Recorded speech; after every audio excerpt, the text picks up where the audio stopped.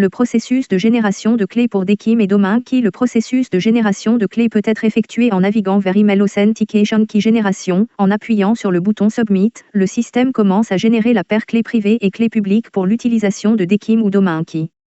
La clé privée ne sera pas affichée sur l'interface web dans le but de la sécurité. Et la clé publique peut être affichée en appuyant sur le bouton Display sur le côté droit. Plus tard, la clé publique doit être utilisée pour remplir l'enregistrement dans le serveur DNS.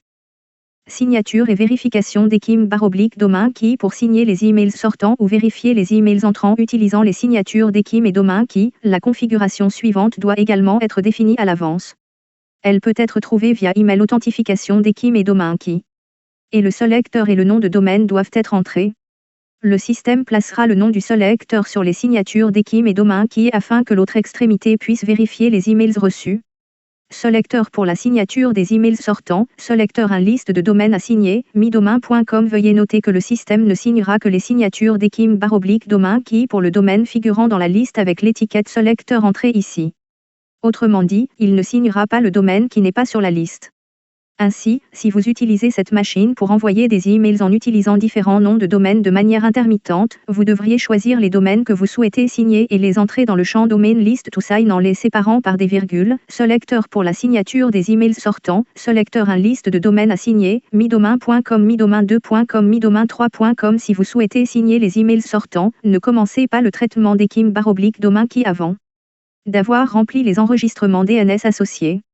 Même juste après avoir rempli l'enregistrement DNS correspondant, l'enregistrement DNS ne se propagera pas rapidement dans le monde entier. Ainsi, vous pourriez vous attendre à obtenir des résultats de vérification d'authentification infructueux en raison de l'absence d'enregistrement dans DNS initialement. Au moment où l'enregistrement DNS sera publié sur d'autres serveurs DNS, ces signatures pourront être correctement vérifiées. Vous pouvez choisir de ne pas signer les emails sortants en ne vérifiant que les emails entrants sans signer les emails sortants. Cela peut être fait en cliquant sur la case Only Verify in Inbound Emails Without Signing Outbound Emails. En cliquant sur cette case, les autres options seront ignorées. Elle ne vérifie que les emails entrants sans signer les emails sortants. Par défaut, le système vérifie les signatures DKIM et Domain Key sur les emails entrants et ne signe que la signature DKIM pour les emails sortants.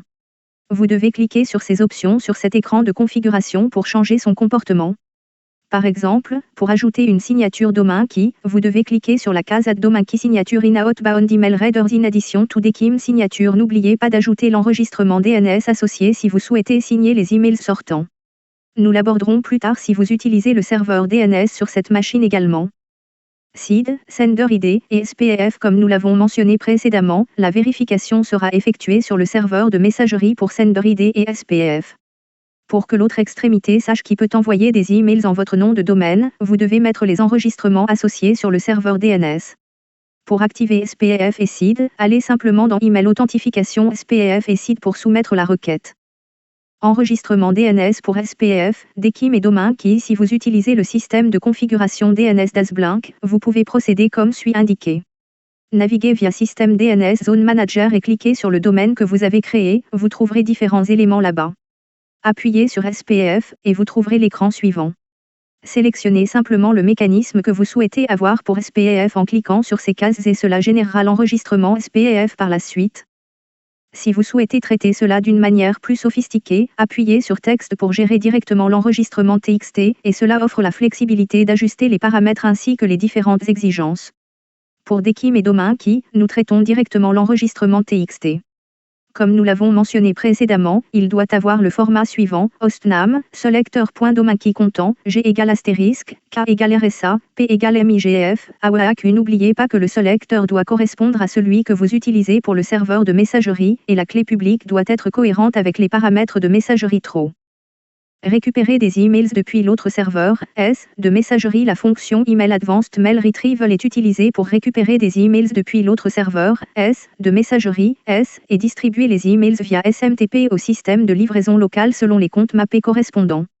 Elle est généralement utilisée lorsque vous essayez de récupérer des emails depuis l'autre serveur, et les destinataires des emails seront affichés comme ces comptes mappés. Il est possible de récupérer uniquement les nouveaux emails qui n'ont pas été vus ou de récupérer tous les emails. L'option est de cocher ou non la case sur Retrieve both seen and new message. Après la récupération, les emails sur les serveurs de messagerie originaux ne seront pas affichés sur les serveurs originaux à moins que vous ne cochiez la case After Retrieval. The message stay on the remote server without being removed.